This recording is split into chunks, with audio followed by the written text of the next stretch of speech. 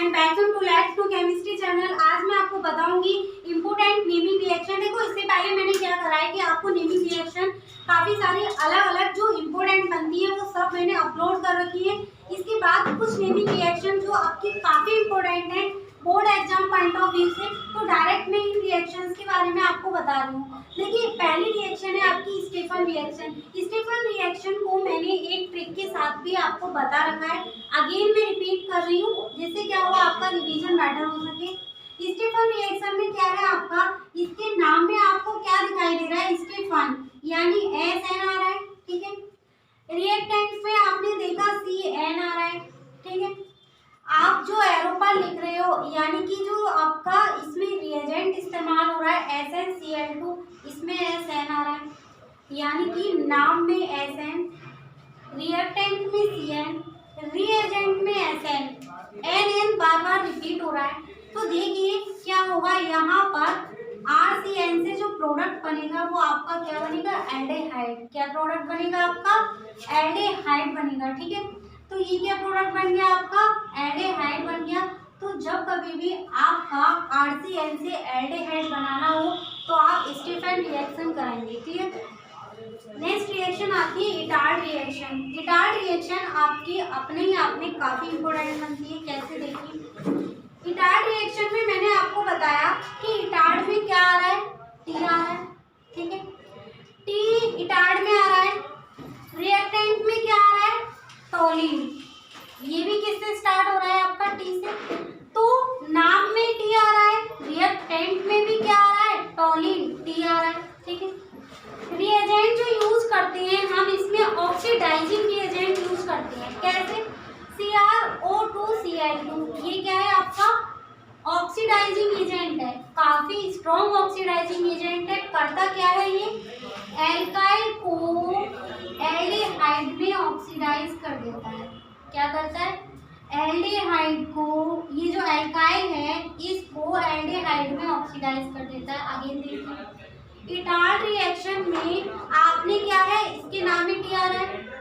Reactant में क्या है, टोलिन। ये जो मैंने बनाया है यहाँ पे ये क्या है आपका, दैट इज टोलिन, ठीक। इसका क्या कराया, ऑक्सीडेशन कराया CrO2Cl2 की प्रेजेंस में। ये एल्काइल को यानी मिथाइल को किसमें कन्वर्ट कर दिया, इसने एल्डिहाइड में। दैट इज इटार्ड रिएक्शन, जो क्या करती है आपके एल्काइल ग्रुप को एल्डिहाइड में कन्वर्ट कर देती है। वो क्या है आपकी इटार्ड रिएक्शन। आगे देखिए रीमर-तिमान रिएक्शन, ये अपने आप में आप स्टार मार्क लगाइए, ठीक है। ये क्या होता है, डायरेक्ट किसी न किसी तरीके से आपको ये पूछ ली जाएगी रीमर-तिमान रिएक्शन, ठीक है। होता क्या है इसमें, हम इसमें क्या लेते हैं, जो ये फिनॉल है, फिनॉल लेते हैं यानी कि रिएक्टेंट क्या लेते हैं इसमें, फिनॉल।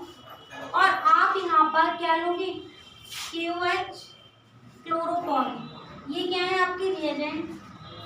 होगा क्या, ये जो आपका फिनॉल है किसमें कन्वर्ट हो जाएगा, सैलिसिलेट में। किसमें कन्वर्ट हो जाएगा, सैलिसिलेट में।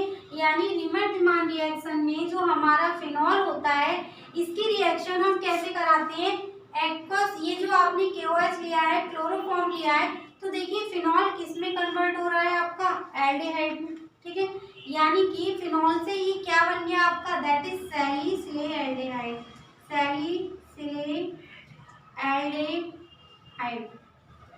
ठीक है, ओके।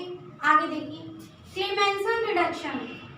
क्लेमेंसन रिडक्शन क्या करती है, जो हमारे कार्बोनिल ग्रुप होते हैं, क्या होते हैं आपके, जो कार्बोनिल ग्रुप होते हैं, कार्बोनिल ग्रुप आपके एल्डिहाइड में होते हैं और कीटोन में होते हैं।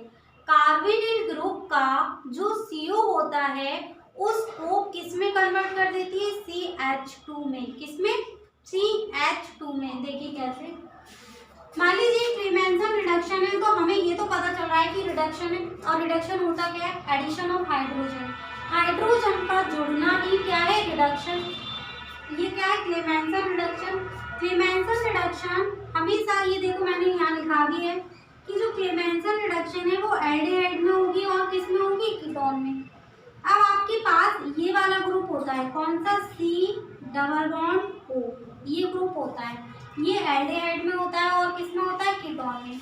होता क्या है, इसमें जो इसके रिएजेंट है ये ज़्यादा मायने रखते हैं। जिंक अमलगम यानी जिंक मरकरी को प्लस HCl को हम क्या बोलते हैं, जिंक अमलगम कहते हैं। और जब ये इसके साथ रिएक्शन करता है तो होता क्या है कि आपका ये जो कार्बोनिल ग्रुप है वो किस में कन्वर्ट हो जाता है, CH2 में।